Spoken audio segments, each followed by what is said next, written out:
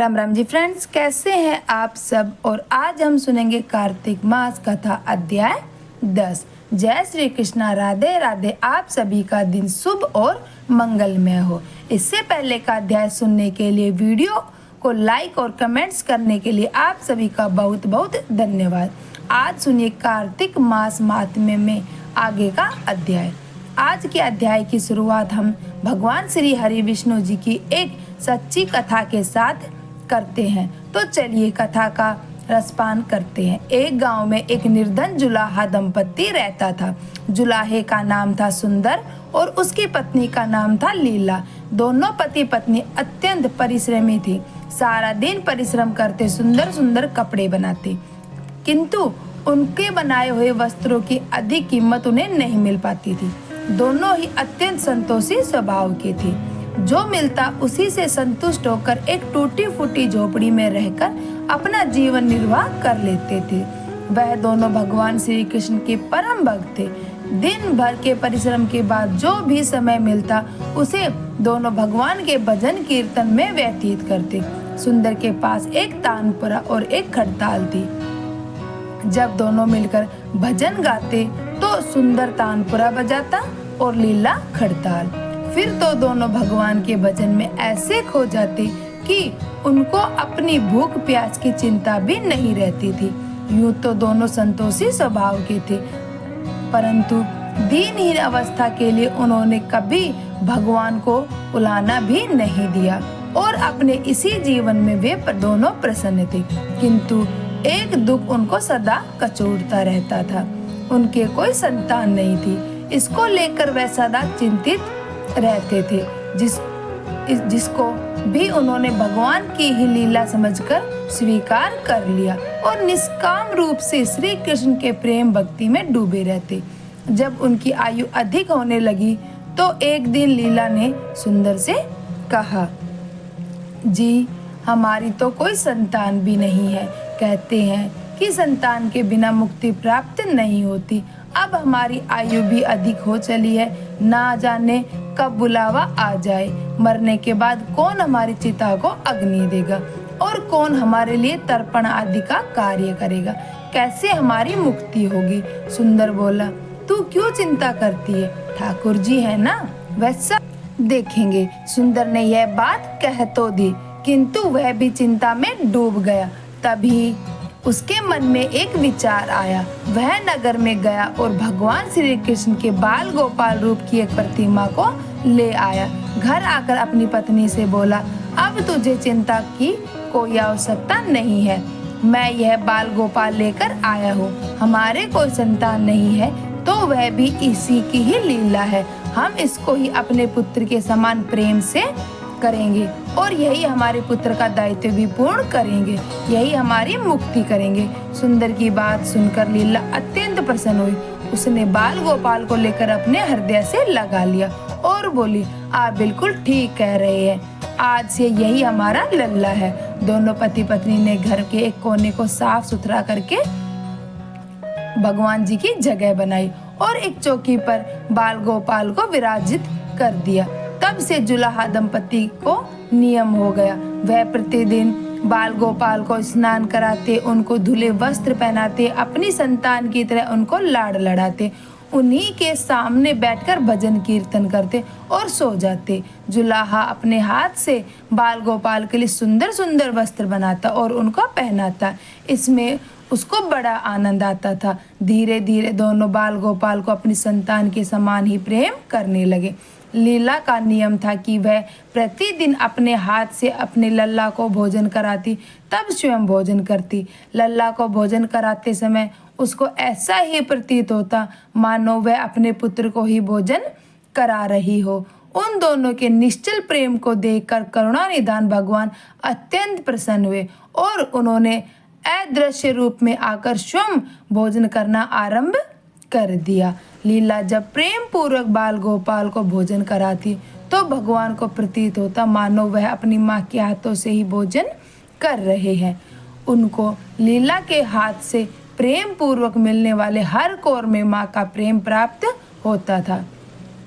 लीलाधारी भगवान श्री कृष्ण स्वयं माँ की उस प्रेम लीला के वशीभूत हो गए, किंतु लीला कभी नहीं जान पाई कि स्वयं बाल गोपाल उनके हाथ से भोजन करते हैं। एक दिन कार्य बहुत अधिक होने के कारण लीला बाल गोपाल को भोजन कराना भूल गई।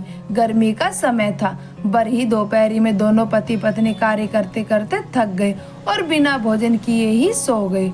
उनको सोए हुए कुछ ही देर हुआ था कि उनको एक आवाज दी, माँ बाबा मुझको भूख लगी है। दोनों हड़बड़ाकर उठ गए।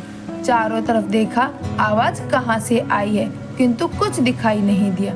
तभी लीला को स्मरण हुआ कि उसने अपने लल्ला को आज भोजन ही नहीं कराया। वह दौड़कर लल्ला के पास पहुंची तो देखा कि बाल गोपाल का मुख कुमलाया हुआ है। इतना देखते ही दोनों पति पत्नी वहीं उनके चरणों में गिर पड़े। दोनों की आंखों से आंसुओं की धारा बह निकली। लीला तुरंत भोजन लेकर आई और ना जाने कैसा प्रेम उमड़ा कि लल्ला को उठाकर अपनी गोद में ही बिठा लिया और भोजन कराने लगी। दोनों पति पत्नी रोते जाते और लल्ला को भोजन कराते जाते, साथ ही बार बार उनसे अपने अपराध के लिए क्षमा भी मांगते जाते। ऐसा प्रगाढ़ प्रेम देखकर भगवान अत्यंत द्रवित हुए और अंतर्यामी भगवान श्री हरि साक्षात रूप में प्रकट हो गए। भगवान ने अपने हाथों से अपने रोते हुए माता पिता की आंखों से आंसू पोंछे और बोले, प्रिय भक्त, मैं तुम्हारी भक्ति और प्रेम से इतना प्रसन्न हूँ, तुम चाहो मुझसे जो मांग लो, मैं तुम्हारी प्रत्येक इच्छा को पूर्ण करूंगा। इतना सुनते ही दोनों भगवान के चरणों में गिर पड़े और बोले, हे दया निधान, आप हमसे प्रसन्न हैं और स्वयं हमारे सम्मुख उपस्थित है। हमारा जीवन तो यही धन्य हो गया। इससे अधिक और क्या चाहिए? इससे अधिक किसी भी वस्तु का भला क्या महत्व हो सकता है? आपकी कृपा हम पर बनी रहे, बस इतने ही कृपा करें। श्री हरि बोले, यदि तुम चाहो तो मैं तुम्हारे जीवन में संतान अभाव का समाप्त कर सकता हूँ, तुम्हें एक सुंदर संतान प्राप्त कर सकता हूँ। यह सुनते ही सुंदर और लीला एकदम व्याकुल होकर बोले, नहीं भगवान, हमको संतान नहीं चाहिए। उनका उत्तर सुनकर भगवान श्री हरि ने पूछा, किंतु क्यों? अपने जीवन में संतान की कमी को पूर्ण करने के लिए ही तो तुमने मुझको अपने घर लेकर आए थे। यह सुनकर वे दोनों बोले, प्रभु, हमको भय है कि यदि हमको संतान प्राप्त हो गई तो हमारा मोह उस संतान के प्रति बढ़ जाएगा और तब हम आपकी सेवा नहीं कर पाएंगे। उनका प्रेम और भक्ति से भरा उत्तर सुनकर करुणा निधान भगवान करुणा से भर उठे। स्वयं भगवान की आंखों से भी आंसू टपकने लगे। वह बोले कि मैया बाबा, मैं यहाँ आया था आपके ऋण को उतारने के लिए, किंतु आपने तो मुझको सदा सदा के लिए अपना ऋणी बना लिया। मैं आपके प्रेम का ये ऋण कभी नहीं उतार पाऊंगा। मैं सदा सदा तुम दोनों का ऋणी रहूंगा। मैं तुम्हारे प्रेम से अत्यंत प्रसन्न हूँ। तुमने अपने निर्मल प्रेम से मुझको भी अपने बंधन में बांध लिया है। मैं तुमको वचन देता हूँ कि आज से मैं तुम्हारे पुत्र के रूप में समस्त कार्य पूर्ण करूँगा। तुमको कभी संतान का अभाव नहीं होने दूंगा। ऐसा कहकर भक्त वत्सल भगवान बाल गोपाल के प्रतिमा में विलीन हो गए। उस दिन से सुंदर और लीला का जीवन बिल्कुल ही बदल गया। उन्होंने सारा काम धंधा छोड़ दिया और सारा दिन बाल गोपाल के भजन कीर्तन और उनकी सेवा में व्यतीत करने लगे। उनको ना भूख सताती ना प्यास लगती थी। सभी की इच्छाओं का उन्होंने पूर्ण रूप से त्याग कर दिया। सुंदर कभी कोई कार्य करता तो केवल अपने बाल गोपाल के लिए ही। उसके सामने जब भी कोई परेशानी आती, बाल गोपाल तुरंत ही एक बालक के रूप में उपस्थित हो जाते और उनके समस्त कार्य पूर्ण करते। वह दंपति और बालक गांव भर में चर्चा का विषय बन गए, किंतु गांव में कोई भी यह नहीं जान पाया कि वह बालक कौन है और कहां से आता है और कहां चला जाता है। धीरे धीरे समय बीतने लगा। जुलाहा दंपति बूढ़े हो गए, किंतु भगवान की कृपा उन पर बनी रही। अब दोनों की आयु पूर्ण होने का समय आ चला था। भगवत प्रेरणा से उनको यह ज्ञात हो गया कि अब उनका समय पूरा होने वाला है। एक दिन दोनों ने भगवान को पुकारा, ठाकुर जी तुरंत प्रकट हो गए और उनसे उनकी इच्छा जाननी चाहिए। दोनों भक्त दंपत्ति भगवान के चरणों में प्रणाम करके बोले, हे नाथ, हमने अपने पूरे जीवन में आपको कुछ नहीं मांगा। अब जीवन का अंतिम समय आ गया है, इसलिए आपसे कुछ मांगना चाहते हैं। भगवान बोले, निसंकोच अपनी कोई भी इच्छा कहो, मैं वचन देता हूँ मैं तुम्हारी प्रत्येक इच्छा को पूर्ण करूँगा। तब बाल गोपाल के अगाध प्रेम में डूबे वह वृद्ध दंपत्ति बोले, हे नाथ, हमने अपने पुत्र के रूप में आपको देखा है और आपकी सेवा की है। आपने भी पुत्र के समान ही हमारी सेवा करी है।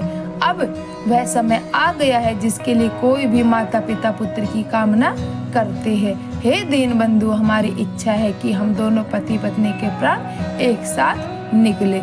और हे दया निधान, जिस प्रकार एक पुत्र अपने माता पिता की अंतिम क्रिया करता है और उनको मुक्ति प्रदान करता है, उसी प्रकार हे परमेश्वर, हमारी अंतिम क्रिया आप अपने हाथों से करें और हमको मुक्ति प्रदान करें। श्री हरि ने दोनों की इच्छा पूर्ण करने का वचन दिया और बाल गोपाल में विग्रह में विलीन हो गए। अंत में वह दिन आ गया जब प्रत्येक जीव को यह शरीर छोड़ना पड़ता है। दोनों वृद्ध दंपत्ति बीमार पड़ गए। उन दोनों की भक्ति की चर्चा गांव भर में थी, इसलिए गांव के लोग उनका हालचाल जानने की उनकी झोपड़ी पर पहुंचे, किंतु उन दोनों का ध्यान तो श्री हरि में रम चुका था। उनको नहीं पता कि कौन आया है। नियत समय पर एक चमत्कार हुआ और जुलाहे की झोपड़ी एक तीव्र और अलौकिक प्रकाश से भर उठी। वहां उपस्थित समस्त लोगों की आंखें बंद हो गई। किसी को कुछ भी दिखाई नहीं पड़ रहा था। कुछ लोग तो झोपड़ी से बाहर आ गए, कुछ वहीं धरती पर बैठ गए। श्री हरि अपने दिव्य चतुर्भुज रूप में प्रकट हुए। उनकी प्रीतम शोभा समस्त सृष्टि को आलोकित करने वाली थी। वातावरण में एक दिव्य सुगंध फैल गई। अपनी मंद मंद मुस्कान से अपने उस भक्त माता पिता की तरफ देख रहे थे। उनका यह दिव्य रूप देखकर दोनों वृद्ध दंपत्ति आनंदित हुए। अपने दिव्य दर्शनों से दोनों को तृप्त करने के बाद करुणा निधान लीलाधारी समस्त सृष्टि के पालनहार भगवान श्री हरि विष्णु जी वहीं उन दोनों के निकट धरती पर ही उनके सराहने बैठ गए। भगवान ने उन दोनों भक्तों का सर अपनी गोद में रख लिया, उनके शीश पर प्रेम पूर्वक अपना हाथ रखा, तत्पश्चात अपने हाथों से उनके नेत्र बंद कर दिए। तत्काल ही दोनों के प्राण निकल गए, श्री हरि में विलीन हो गए। पंचभूतों से बना शरीर पंचभूतों में ही विलीन हो गया। कुछ समय बाद जब उस दिव्य प्रकाश का लोप हुआ तो सभी उपस्थित ग्रामीणों ने देखा कि वहां ना तो सुंदर था और ना ही लीला थी और ना ही बाल गोपाल थे। शेष थे तो मात्र कुछ पुष्प और धरती पर पड़े हुए थे और एक दिव्य सुगंध जो वातावरण में चहु और फैली हुई थी। विस्मित ग्रामीणों ने श्रद्धा से उस धरती को नमन किया, उन पुष्पों को उठाकर शीश से लगाया तथा सुंदर और लीला की भक्ति और गोविंद का नाम का गुणगान करते हुए चल दिए। उन पुष्पों को श्री गंगा जी में विसर्जित करने के लिए। बोलो जय श्री हरि विष्णु जी की जय। अब आइए सुनते हैं आज का अध्याय।